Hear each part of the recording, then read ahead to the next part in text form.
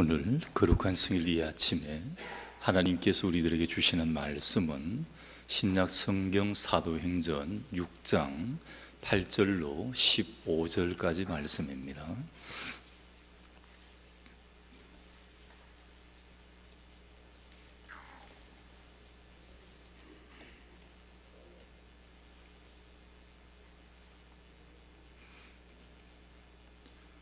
스데반이 은혜와 권능이 충만하여 큰 기사와 표적을 민간에 행하니 이른바 자유민들, 즉 구레네인, 알렉산드리아인, 길르기아와 아시아에서 온 사람들의 회당에서 어떤 자들이 일어나 스데반과 더불어 논쟁할세 스데반이 지혜와 성령으로 말함을 그들이 능히 당하지 못하여 사람들을 매수하여 말하게 하되 이 사람이 모세와 하나님을 모독하는 말을 하는 것을 우리가 들었노라 하게 하고 백성과 장로와 서기관들을 충동시켜 와서 잡아가지고 공에 이르러 거짓 증인들을 세우고 이르되 이 사람이 이 거룩한 곳과 율법을 거슬러 말하기를 마치 마지 아니하는도다. 그의 말에 이 나사렛 예수가 이곳을 헐고 또 모세가 우리에게 전하여 준 규례를 고치겠다 함을 우리가 들었노라 하거늘 공회 중에 앉은 사람들이 다 스데반을 주목하여 보니 그 얼굴이 천사의 얼굴과 같더라. 아멘. 말씀에 기도합니다. 하나님, 하나님의 귀한 말씀을 받고자 합니다. 심령문 열어 주옵소서. 세상을 향하고 있는 우리의 마음의 문이 있다면 우리의 눈이 하늘을 향하게 하시고 우리의 심령이 오늘도 하나님을 바라보게 하옵소서. 우리의 깨끗한 마음밭에 하나님의 귀한 말씀이 담겨 이 말씀의 능력과 힘으로 승리하며 나갈 수 있도록 지켜주옵소서. 부족한 종 감추시고 하나님 직접 말씀하여 주옵소서. 예수님 이름으로 기도드리옵나이다. 아멘. 우리 사람들의 모습을 가장 잘 나타내는 부분이 얼굴입니다. 밤에 잠을 잘 잤는지 못 잤는지 보는 것도 얼굴이고, 굉장히 건강한가 건강하지 않는가 나타나는 것도 얼굴에서 많이 나타납니다. 그리고 기분에 좋고 나쁜 것도 얼굴에 나타나요. 물론 표정이 변하지 않는 분도 있지만 대부분 보면 얼굴 표정을 보면 이분이 오늘은 기분이 굉장히 좋구나, 또 오늘은 기분이 별로 좋지 않구나, 이것을 알 수가 있게 됩니다. 그래서 얼굴을 우리 사람의 거울이다 이렇게 말을 합니다. 거울을 보면 알 수가 있듯이 거울과 같은 얼굴을 보면 그 사람을 알 수 있다는 것입니다. 얼굴만 보아도 그 사람의 인생이 엿보입니다. 그리고 그 얼굴에 나타나고 그 인격과 성품이 그 얼굴에 나타나는 것입니다. 그래서 여러분, 이 얼굴 관리를 잘해야 됩니다. 피부 마사지 받고 하는 이런 관리가 아니라 우리가 어떤 믿음의 인생을 살아왔느냐에 따라 그 모든 것들이 얼굴에 나타난다는 것입니다. 믿음의 귀한 역정들이 우리 얼굴 한순간 한순간에, 우리의 주름 하나하나에 그 모습들이 나타나는 것입니다. 그래서 우리나라는 세계 어떤 민족보다도 얼굴의 중요성을 참 많이 강조했습니다. 오죽하면 관상이라는 게 나왔겠습니까? 대기업에 취업을 하는데 예전에는 이 좋은 관상가를 그 취업 자리에 앉혀놓고 면접관 자리에 앉혀놓고 사람들을 면접을 볼 정도로 이렇게 얼굴에 대한 모습들을 굉장히 중요시했습니다. 그래서 그런지 우리나라 사람들은 여러 가지 이 말하는 가운데 얼굴과 관련된 것들이 굉장히 많습니다. 이런 말 들어보셨습니까? 얼굴을 못 들겠습니다. 낯이 않습니다. 면목이 없습니다. 벨낯이 없습니다. 얼굴에 먹칠하지 말아라. 내 얼굴은 잘 통한다. 제 얼굴 보고 한 번만 부탁을 드리겠습니다. 내 얼굴에 대한 이야기가 굉장히 많습니다.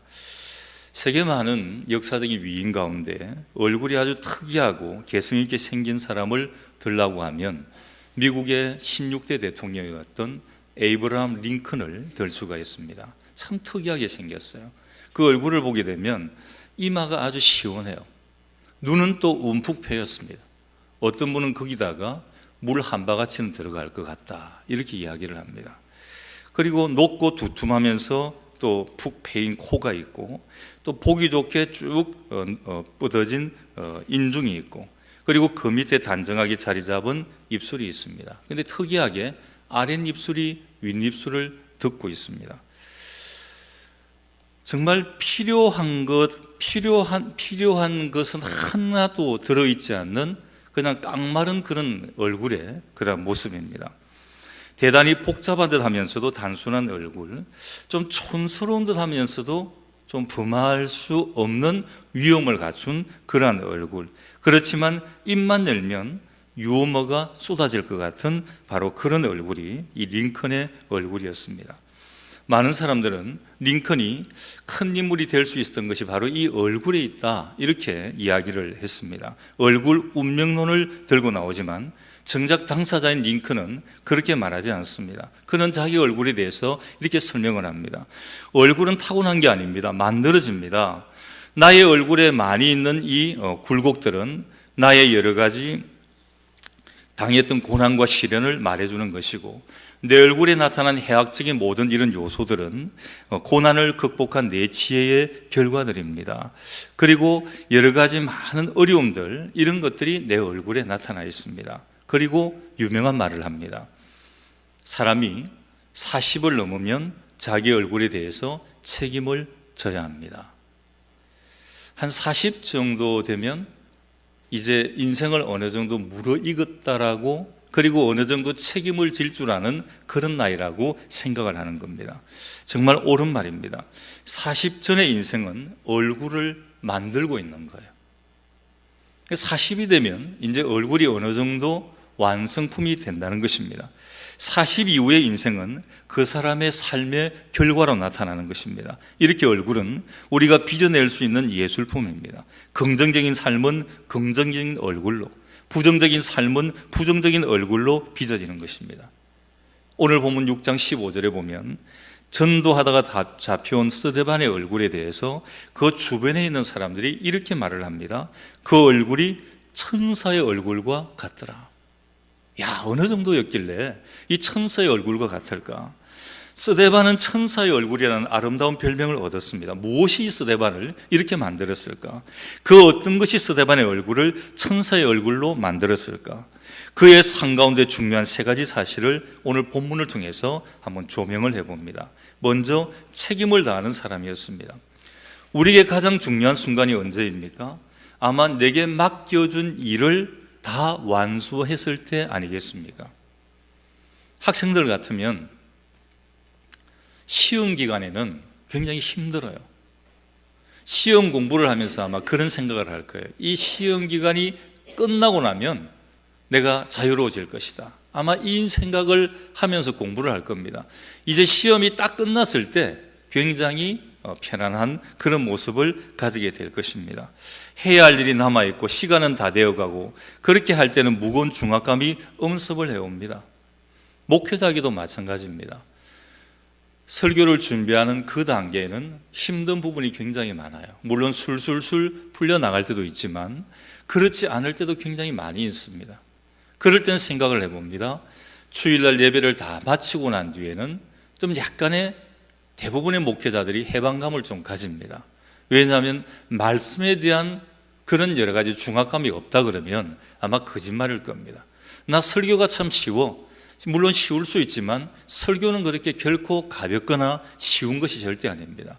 생명의 말씀을 전하는 것이기 때문에 결코 쉬울 수가 없습니다. 그래서 항상 준비하고 미완성된 채로 설교를 들고 올라서게 됩니다. 근데 이 말씀이 선포되고 나면 주일날 오후가 되게 되면 약간의 그런 해방감을 가질 수도 있게 된다는 것입니다. 근데 반면에 완성되지 않은 설교 원고를 들고 있을 때는, 전전긍긍할 때는 약간 힘이 듭니다. 오늘 스데반에게 주어진 공식적인 책임은 교회 안에 사도를 돕기 위한 지금의 집사들과 같은 그런 역할들이었어요. 초대의 교회가 참 아름다웠습니다. 정말 신분 귀천도 없었어요. 귀족도 있었고 또 천민도 있었습니다. 남자도 있고 여자도 있었고 피부 색깔이 다른 사람도 있었습니다. 정말 글로벌한 그런 교회였습니다. 정말 오늘 우리가 꿈꾸는 그런 교회가 초대교회였습니다. 그런데 이 초대교회에 문제가 생긴 거예요. 다른 거 하다가 문제가 생긴 거 아닙니다. 구제를 하다가 문제가 생겼어요. 자, 이제 교회 안에 보니까 원래 유대인이었던 기독교인이 있고 또 다른 이방인 헬라인이었다가 예수를 믿은 기독교인이 있는 거예요. 8월 따지면 유다파와 헬라파가 있는 거예요. 자, 구제를 했습니다. 근데 불만이 생기는 거예요. 사도들이 그때는 직접 했는데 정말 공평하게 했겠죠. 그런데 나눠주는 입장에는 공평한데 보통 받는 입장에서 불만이 많아요. 왜 나는 작게 주냐? 가만히 보면 남의 떡이 크게 보이거든요. 저쪽은 많이 주는 것 같고 헬라파가 보면 유대파한테 많이 주는 것 같고 유대파가 보면 헬라파한테 많이 주는 것 같아요. 그래서 교회가 구제하는 문제 때문에 싸움이 났습니다. 어떻게 보면 좀 싸움치고는 좋은 싸움이죠. 그래서 사도들이 이래서는 안 되겠다. 7 집사를 세우게 됩니다. 초대 집사입니다. 처음 세우는 집사예요. 이제 우리는 말씀에 전무할 것이다. 이제 이 집사들이 여러 가지 이런 행정적인 일들을 처리를 하라 해가지고 세웠던 7 집사 중에 한 사람이 바로 스데반이었습니다. 그래서 재정출납이라든지 구제 사역을 담당하는 그런 사도로 뽑혔는데 아주 이 책임을 스데반은 잘 감당을 했습니다. 더군다나 이걸 잘 감당하면서 더욱도 하는 사명이 있었어요. 전도하는 사명이었습니다. 스데반은 자기가 맡은 재정출납 구제에 대한 업무에도 충실했지만 이것만 가지고 내 책임을 다했다고 생각하지 않았습니다. 또 한 가지 책임을 잊지 않았습니다. 왜냐하면 주님께서 성전에 올라가시면서 모든 제자들에게 주신 중요한 명령이었습니다. 전도의 증인이 되라, 복음의 증인이 되라, 땅끝까지 복음이 전거되도록 하라. 이건 선택이 아니고 주님이 주신 명령이었습니다. 그래서 이 명령을 잊지 않고 전도를 하고 있었던 것입니다. 이 전도의 책임을 다하는 과정에 스데반은 고난을 받고 중상모략을 당해서 지금 공의 앞에 끌려온 거예요. 나쁜 일 하다가 온 거 아니에요. 술 먹고 싸움질 하다가 온 것도 아니고 뭐 다른 거 나쁜 사기치다가 온 것도 아니고 복음 전하다가 애매하게 고난을 받아 잡혀온 것입니다. 공의 앞에 잡혀왔습니다. 그런데 이렇게 끌려온 스데반의 모습을 본 사람들은 그의 얼굴을 천사의 얼굴과 같더라 이렇게 묘사를 하고 있습니다. 여러분 보통 잡혀오고 끌려올 때는 그냥 오지 않아요. 좀 매도 맞기도 하고 좀 어려운 과정을 거치거든요. 그러면 보통 표정이 일그러지기 마련입니다. 그런데 표정이 하나도 일그러지지 않았다는 거예요. 그 얼굴을 보니까 다른 사람이 이야기한 게 아니에요. 본인이 이야기한 게 아니에요. 주위에서 보고 있는 사람들이 스데반을 보니까 저 얼굴은 천사의 얼굴과 같다. 비록 잡혀와 고난당하고 있지만 주님께서 주신 책임을 땅끝까지 복음을 전하라고 하는 책임을 다했다고 하는 그런 사실 때문에 말할 수 없는 감격이 이 스데반에게는 밀어 닥쳐온 것입니다. 그것이 바로 얼굴에 나타났어요. 그 나타난 얼굴이 천사의 얼굴을 방불케 한 것입니다. 우리가 일을 할 때 어쩔 수 없이 해야만 되는 의무감에서만 일을 한다면 오래 지속될 수가 없어요. 특히 여러분 교회 일을 할 때 직분을 맡았는데 그냥 믿음 없이 신앙 없이 그냥 억지로 의무감에 일을 한다고 하면 여기서 싸움이 나고 말썽이 납니다. 오래 지속될 수도 없습니다. 그리고 그 일을 다 끝마쳤다고 해도 마음에 평안도 없고 기쁨도 없습니다. 스데반이 주님 주신 책임을 다할 수 있었던 비결은 다름 아닌 복음을 전하는 일이 하나님께서 자신에게 맡겨주신 책임이라고 생각했기 때문에 이걸 소명감이라고 이야기를 합니다. 여러분 소명감이 있어야 됩니다. 내가 예수를 믿고 살아갈 때, 내가 성도라는 이름을 가지고 살아갈 때 소명감이 없이 이 성도라는 이름을 가지고 살아간다면 그냥 허울에 그칠 뿐인 것입니다. 주님께서 그렇게 꾸지람했던 바리새인과 같을 밖에는 되지 않는 것입니다. 내가 하는 일은 시시한 일이 아니라 창조주 하나님이, 만왕의 왕이, 전능하신 하나님이 맡겨주신 것입니다. 이런 생각을 가지고 하셔야 됩니다. 스데반은 바로 이 자부심을 가지고 있었습니다. 여러분 천상하는 일이 무엇입니까? 성경에 보면 하나님의 보좌를 옹이하고 하나님께서 그에게 맡기신 일을 성실하게 수행하는 것입니다. 스데반은 바로 주님께서 그에게 맡긴 일을 성실하게 마쳤던 것입니다. 이 스데반의 얼굴이 천사 얼굴로 변한 것은 너무나 당연한 그런 일이었습니다. 만일 오늘 여러분들이 살아가는 삶이 무기력하게 느껴진다면 그것은 매일 살아가는 이 일 가운데, 매일 살아가는 삶, 매일 하는 일 가운데 의미를 찾지 못하고 일하고 있다는 것이고, 그래서 거기에 보람을 느끼지 못한다는 것입니다. 우리가 예수 그리스도를 믿고 나면 달라지는 것 중에 하나가 의식이 변한다는 거예요. 믿기 전에 하고 있었던 일도 예수 그리스도를 믿고 나면 같은 일을 하여도 동기가 다르다는 것입니다. 예를 들어 믿기 전에 내가 직장을 나가고 장사를 하고 농사를 짓는 이런 돈벌이를 위한 목적이었지만 똑같은 일입니다. 직장, 사업, 농사 짓는 거. 예수 믿기 전에는 돈 벌기 위한 목적이었어요. 좋은 차를 사기 위한 목적이었어요. 땅을 사가 지경을 넓히는 그런 게 나의 목적이었습니다. 그런데 예수 그리스도를 믿고 난 뒤는 이것을 통한 전도와 선교의 목적으로 바뀌게 되는 것입니다. 똑같은 일을 합니다. 일을 안 하는 게 아닙니다. 예수를 믿고 난 뒤도 직장 다니는 것이고 사업을 하고 장사하고 농사 짓는 것입니다. 그런데 이제 생각이 바뀌는 것입니다. 의식이 바뀌는 것입니다. 그전에는 나를 위한 나의 안식, 나의 영원한 여러 가지 편리함을 위해서 살아갔지만 이제는 그게 아니라 내가 이제 주님 위해서 살겠습니다. 의식으로 바뀌는 것입니다. 사랑하는 우리 단산의 성도 여러분, 주님께서 여러분들에게 맡겨준 일이 있습니까? 이제 그 일을 다 마쳤습니까? 하나님께서 나에게 맡겨주신 사명을 완수한 데서 오는 기쁨이 분명히 생겨날 것입니다. 바로 이것이 오늘 스데반이 사람들에게 받았던 천사의 모습인 것입니다. 두 번째로 스데반은 성령 충만한 사람이었습니다. 오늘 본문 조금 뒤에 가보면 7장 55절에 가보면 스데반이 성령이 충만하여 이렇게 말을 합니다. 성령이 충만했다. 죽음을 앞둔 스데반의 모습이에요. 바로 이때가 어떤 상태였냐면 스데반이 막 사람들이 던지는 돌에 맞아서 죽기 바로 직전의 모습이 성령 충만한 모습이었다. 우리가 혼자 힘으로 사명을 감당한다는 것은 매우 어렵습니다. 세상 일도 그러한데 하물며 그 하나님의 명령인 복음을 전하는 일은 더더욱 그러한 것입니다. 그런데 이 하나님의 복음이 무엇입니까? 내가 하나님의 명령에 순종할 때 그것을 수행할 수 있는 능력을 하나님께서 주신다는 겁니다. 여러분, 복음은 우리가 전할 수가 없어요. 우리는 아무런 능력이 없습니다. 우리가 복음을 전하려고 하는 그런 마음을 가질 때 성령께서 우리에게 함께 해주시고 우리에게 능력을 주시는 것입니다. 성령께서 하나님 앞에 순종하는 사람들에게는 하나님을 잘할 수 있도록 간섭하여 힘을 주시는 겁니다. 승천하여 하늘로 올라가시는 예수님을 제자들과 많은 사람들이 보면서 그렇게 가시면 우리는 어떻게 합니까? 어쩔 줄 몰라하는 이들에게 주님께서 말씀합니다.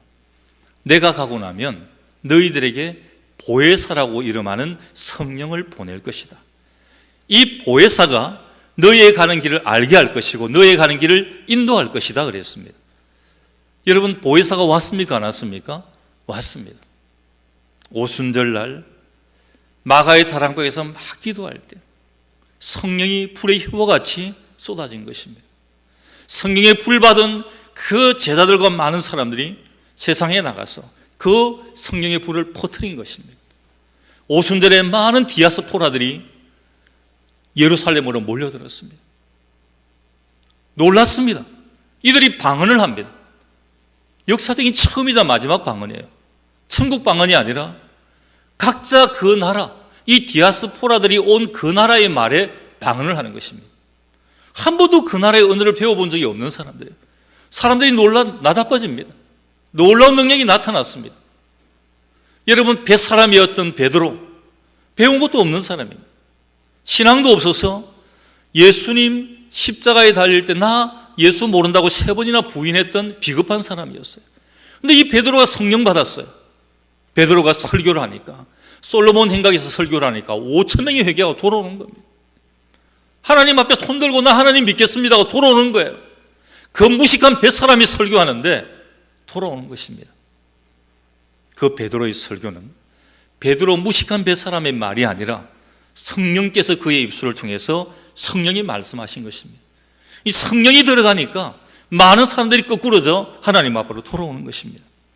성령께서 하나님 앞에 순종하는 사람에게는 하나님의 일을 잘할 수 있도록 간섭하여 힘을 줍니다. 영어로 책임을 responsibility라고 이야기를 합니다. 이 두 단어가 합성이 된 겁니다. 응답이라고 하는 response와 그리고 능력이라고 하는 ability가 합쳐진 거예요. 이 단어의 뜻대로 해석을 해보면 우리가 하나님의 명령에 순종으로 응답을 할 때 그 명령을 감당할 수 있는 능력을 하나님이 우리에게 부여해 주신다는 것입니다. 사도행전 5장 32절에 순종하는 사람들에게 주신 성령도 이렇게 말씀을 합니다. 이 성령이 누구에게 갑니까? 순종하는 사람에게 가는 거예요. 하나님 말씀에 순종하고 말씀이 떨어지면 아멘하고 이런 사람에게 성령이 주어진다는 것입니다. 성령 충만의 비결이 어디에 있습니까? 바로 순종입니다. 성령은 순종하는 자들을 붙드시고 지배하시고 힘주셔서 그들로 하나님의 일을 할 수 있도록 함께 하셨습니다. 마태복음 4장에 보면 예수님께서 광야에서 시험받는 장면이 나타납니다. 이제 이 광야 사건 이후로 예수님의 공생애가 시작이 되는데 하나님께서는 공생애를 시작하시기 전에 예수님을 하여금 40일 동안 금식하고 기도하게 하셨습니다. 그리고 40일 금식 기도가 끝나고 나니까 이 사단 마귀가 찾아와서 이제 시험을 하는 것입니다. 이 시험에 자칫 잘못하면 넘어갈 수 있었습니다. 정말 40일 금식하고 기도한 그 가운데 이 마귀의 시험은 정말 견디기 어려운 고통이었습니다. 아마 우리 사람들은 아무도 못 견딜 겁니다. 무엇이 예수 그리스도를 지탱시켜 주었습니까? 바로 책임감과 사명감입니다. 이 과정을 통해 메시아의 길을 걸어가야 한다는 이 순종의 사명감이 예수님을 지켜준 것입니다. 마태복음 4장 14절에 보면 이 시험을 마친 예수는 성령 충만하여 예수께서 성령의 권능으로 갈릴리에 돌아가시니 이렇게 말씀을 합니다. 전도의 길을 떠나셨다. 이제 영적인 길을 떠나셨다는 것입니다.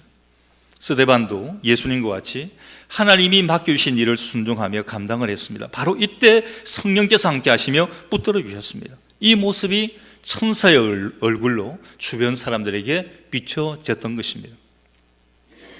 오늘 본 8절에 보면 스데반의 다른 모습이 나타납니다. 은혜와 권능이 충만하여 되어 있습니다. 은혜만 있고 권능 힘이 없으면 안 됩니다. 반면에 권능만 있고 은혜와 사랑이 없으면 독재나 폭력밖에 되지 않습니다. 스데반은 이것이 잘 조화가 되었습니다. 은혜와 권능이 충만하여 이 충만함을 가지고 거리로 뛰쳐나가는 것입니다. 시기가 있고 모함이 있고 미움이 있는 곳에 주의 복음을 전하는 책임을 다하기 위해 성령 충만하여 나갔던 것입니다. 이제 이 죽음의 자리 가운데에서도 스데반은 성령 충만합니다. 하나님께서는 이 신약 최초의 순교자에게 영광스럽게 죽을 수 있는 힘을 주신 겁니다. 스데반은 성령 충만함으로 담대히 죽음을 맞습니다. 바로 이 모습에서 천사의 얼굴이 보였던 것입니다. 그리고 스데반은 용서할 줄 아는 사람이었습니다. 우리 주변에 여러분 가장 보기 싫은 얼굴이 어떤 얼굴입니까? 미움과 시기로 가득 찬 얼굴, 복수와 원한으로 가득 찬 얼굴, 정말 끔찍한 모습들입니다. 요즘 한 번씩 극악한 범죄들이 나올 때 등장하는 인물이 있는데 지존파, 여러분 한번 기억나십니까? 꽤 오래되었어요. 지금도 그 눈빛을 보면 섬뜩합니다. 범죄의 대상이 따로 없어요. 잘 사는 사람들이, 고급차 타는 사람들이 범행의 대상입니다. 그냥 잡아갑니다. 시설을 갖추어 가지고 사람까지 다 태워요. 그 인류까지 먹었습니다. 그리고 잡혔는데 잡혀가지고 하는 말이 지금도 한 번씩 이 매스컴에 나오는데 눈을 이렇게 뜨고는 아직 더 죽여야 되는데 더 못 잡아 죽여서 억울하다는 거예요. 좋은 차 타는 사람들, 호의호식 하는 사람들 잡아 죽여야 되는데 그걸 못 잡아 죽여서 너무 억울하다는 겁니다. 근데 이들이 나중에 그 감옥 안에서 예수를 영접해요. 형장이 이슬로 다 사라지지만 주님을 영접하고 갔습니다. 그런데 그 영접하기 전에 그 눈은요, 너무나 겁이 납니다. 매스컴을 통해서 보는 눈인데도 살기가 가득해 있습니다. 그게 미움과 시기로 가득 찬 눈이에요. 대상도 없는데 그냥 세상이 미운 겁니다. 세상에 대한 그냥 복수와 원한으로 가득 차 있는 거예요. 정말 끔찍한 모습들입니다. 사도행전 7장 60절에는 돌에 맞아 순교하는 스데반의 마지막 기도문이 나옵니다. 무릎을 꿇고 크게 불러 이르되 주여 이 죄를 그들에게 돌리지 마옵소서. 이 말을 하고 자니라. 여러분, 이 기도는 어디 많이 들어보셨잖아요. 예수님께서 십자가에서 돌아가실 때 가상 7연이 있습니다. 십자가 위에서 하셨던 7마디의 말씀들이 있는데 그 중에 한 말이에요. 이 스데반의 마지막 기도는 예수님에게서 배운 것입니다.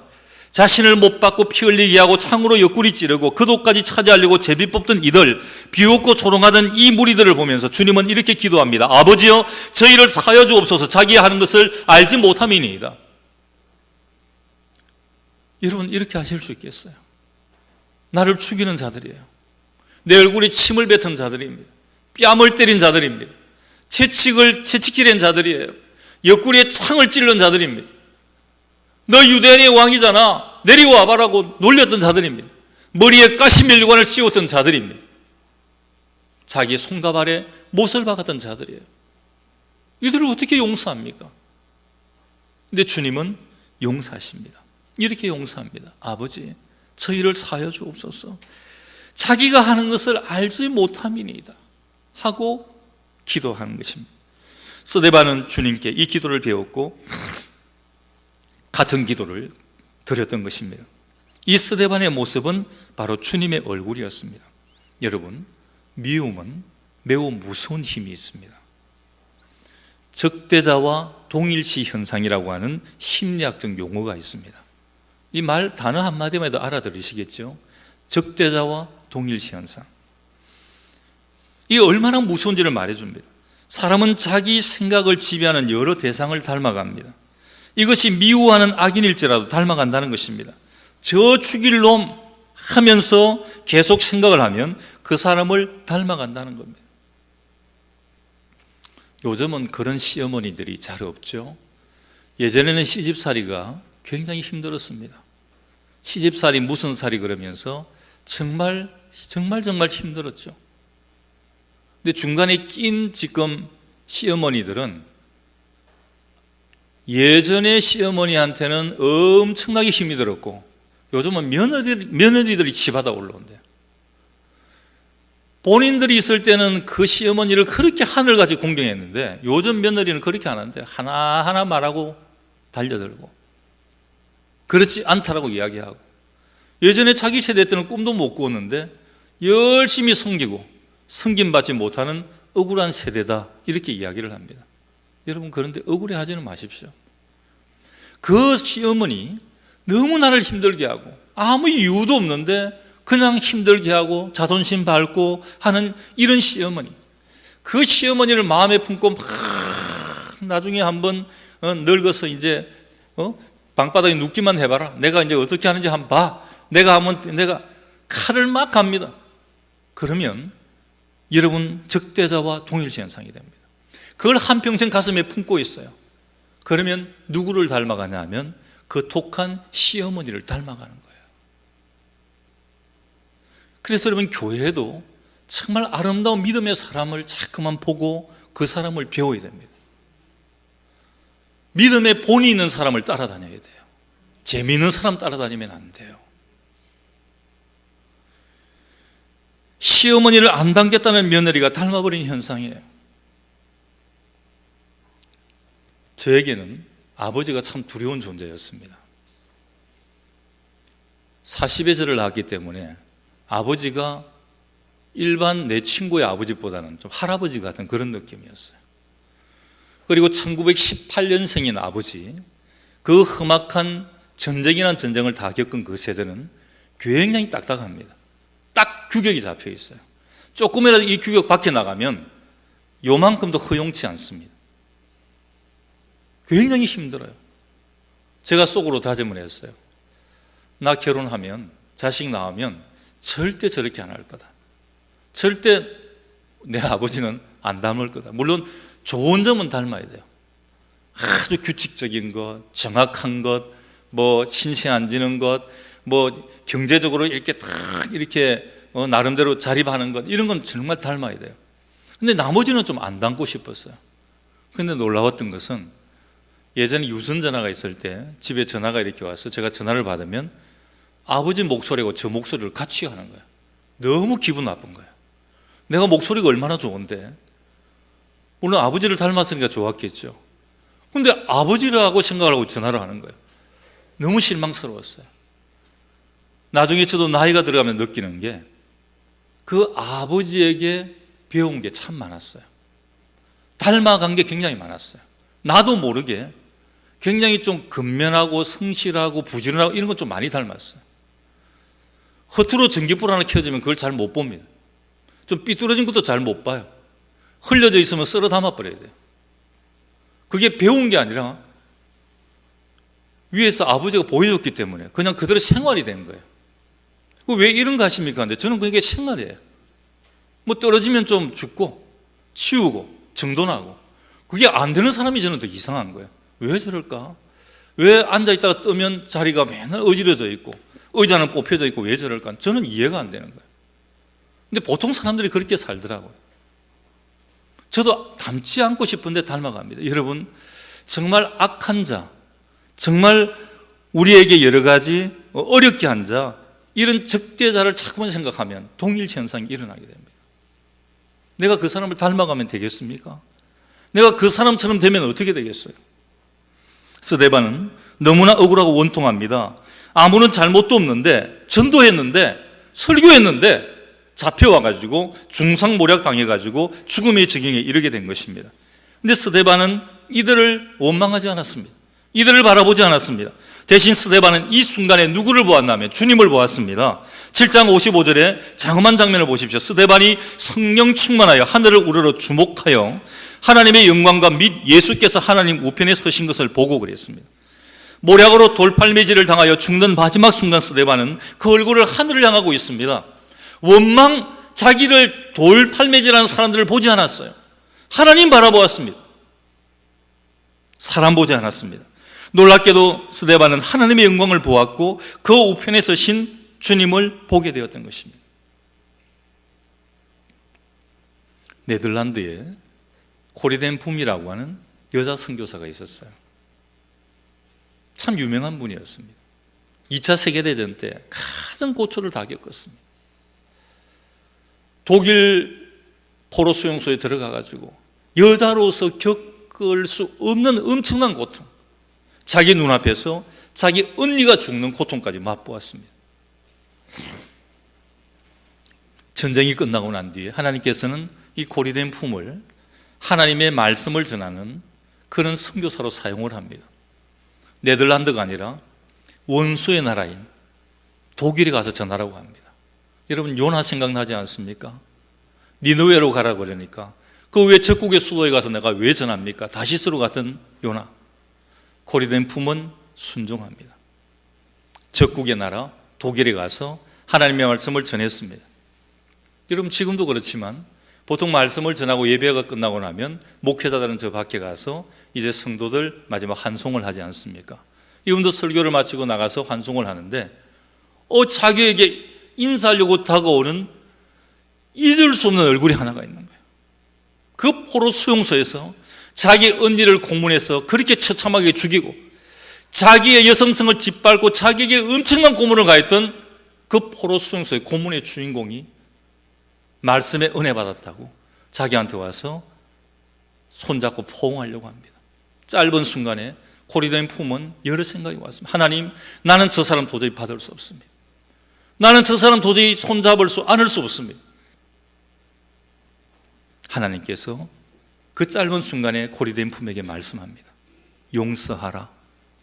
용서해야 해. 코리덴 붐은 그 원수를 품에 안습니다. 눈물이 났습니다. 그 1기장 마지막에 이렇게 썼습니다. 명령을 수행할 수 있는 능력은 순종을 통해서만 가능하다. 여러분, 이게 순종이 아니면 이루어질 수 있는 일이겠습니까? 스데반도 사람인 이상 이들이 미웠을 것입니다. 그러나 이 순간에도 그의 시선은 하늘을 향하고 있었고 그의 귀는 하나님의 음성을 듣고 있었고 얼굴은 거룩하신 하나님을 바라보고 있었던 것입니다. 바로 이 성스러운 스데반을 주님은 7장 55절에서 하나님 우편에 앉아 있을 수 없으셔가지고 서서서 그를 맞이하셨던 것입니다. 우리 단산의 성도 여러분, 스데반은 이런 삶으로 인해 주변의 사람으로부터 천사의 얼굴이라고 불려졌습니다. 여러분, 나의 모습은 어떻게 비춰지고 있을까요? 아니, 우리 성도들은 놓아두고 우리 세상에서 나를 보는 나의 얼굴은 무엇이라고 말할 수 있을까요? 내 자녀는 내 얼굴을 보고 뭐라고 말할까요? 내 남편은 나를 보고, 내 아내는 나를 보고 뭐라 말할까요? 내 이웃은, 내 동료는 나를 보고 무엇이라고 이야기를 할까요? 내 얼굴을 보고 어떤 얼굴이라고 이야기를 할까요? 미움과 절망의 참 모습입니까? 피곤과 쫓김에 찌들린 모습들입니까? 주님이 내 안에 계시고 내가 주님만을 바라볼 수 있을 때 우리의 얼굴은 평안과 찬양으로 가득 차 넘치게 됩니다.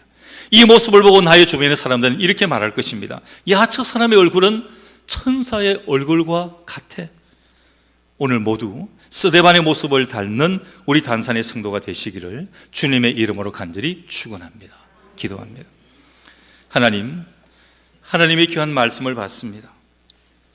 천사의 얼굴과 같았더라는 오늘 우리의 모습도 세상 사람들이 바라보면서 성령 충만하고 믿음으로 충만한 우리 주님으로 가득 찬 우리의 얼굴 모습을 통해 우리도 스데반과 같이 천사의 얼굴과 같은 모습으로 세상에 우리의 얼굴이 비춰지게 하시고 또 그렇게 평가받을 수 있도록 하나님 역사해 주옵소서. 우리 모든 성도들에게 오늘 스데반이 가졌던 천사의 얼굴을 가질 수 있도록